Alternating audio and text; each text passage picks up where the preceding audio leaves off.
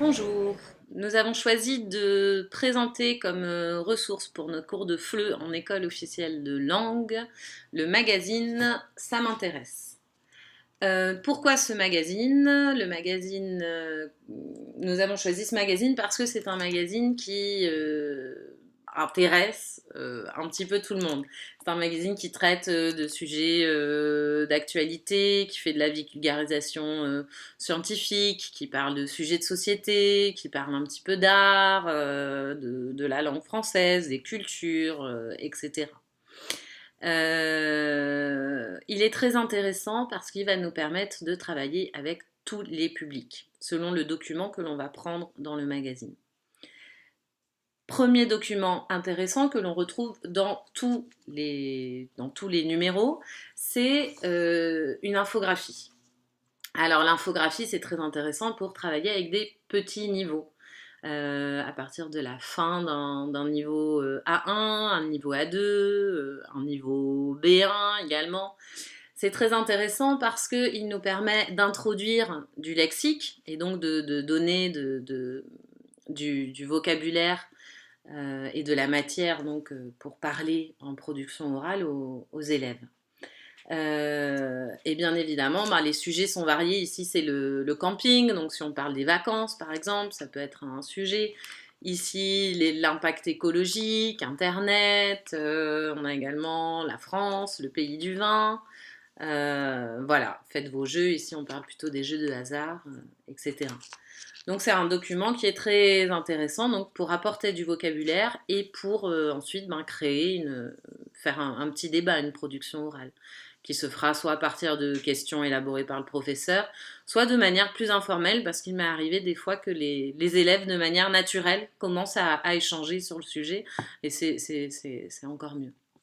Hein, on peut le faire selon la taille du groupe, en classe entière ou en petit groupe, et avec une mise en commun à la fin.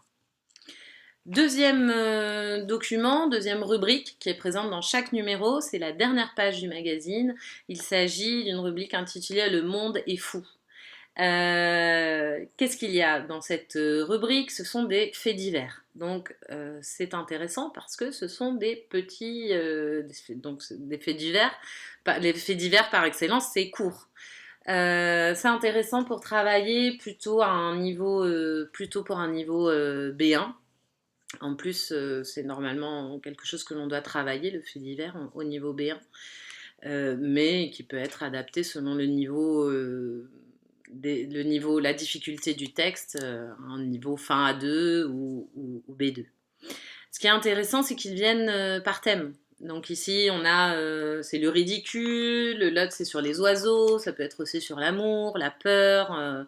Donc ça peut être intéressant selon la thématique que l'on est en train de travailler en classe. Comment on peut l'utiliser? Forcément, c'est une compréhension écrite pour commencer. Chaque élève peut avoir donc un fait divers différent. Ensuite, en petit groupe de 3 ou 4, il se raconte le fait divers. Donc, il restitue l'information sans la lire. Hein, donc, ça, c'est un bon travail pour la production orale.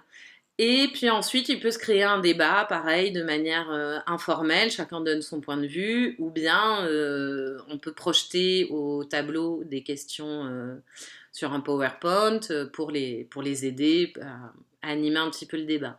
Le professeur, pendant ce temps, passe forcément dans les groupes pour corriger, noter les erreurs les plus récurrentes, et à la fin, on fait une mise en commun. Et enfin, un autre document que l'on retrouve, donc pour un niveau plus avancé, je dirais à partir d'un niveau B2, C1, C2. Alors les formats sont différents, des fois on le trouve dans le dossier, des fois c'est dans la rubrique société, mais on retrouve toujours un format avec un thème, et puis pareil, comme le fait divers, des petits bouts. Des petites rubriques. Je m'explique.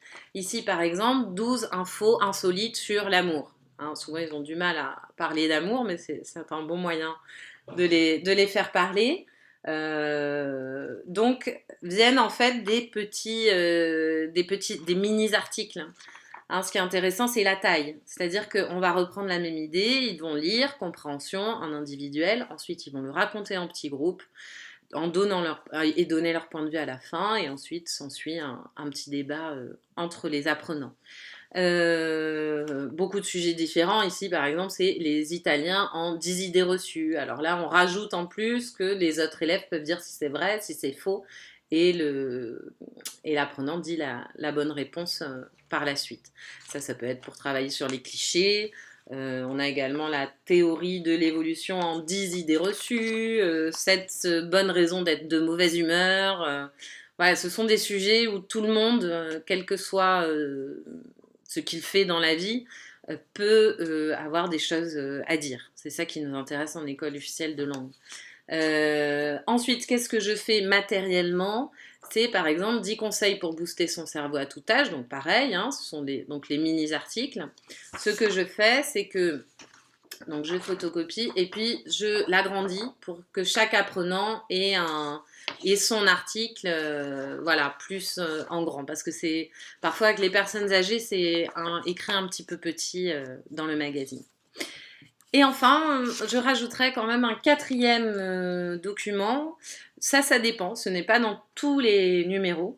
Mais parfois, on a également, donc pour un niveau C1 ou C2, des expressions françaises. Donc, voilà, avec leur explication historique. Donc, pour un niveau C1 ou C2, ça peut être intéressant en les sélectionnant parce qu'il y en a qui sont souvent désuètes. Voilà. Donc c'était notre proposition de ressources. C'est vraiment quelque chose, voilà, c'est un peu magique parce que c'est quelque chose qu'on peut utiliser avec tous les niveaux pour l'école officielle de langue, mais aussi qui pourrait être adapté avec des adolescents. Voilà, je vous remercie de m'avoir écouté.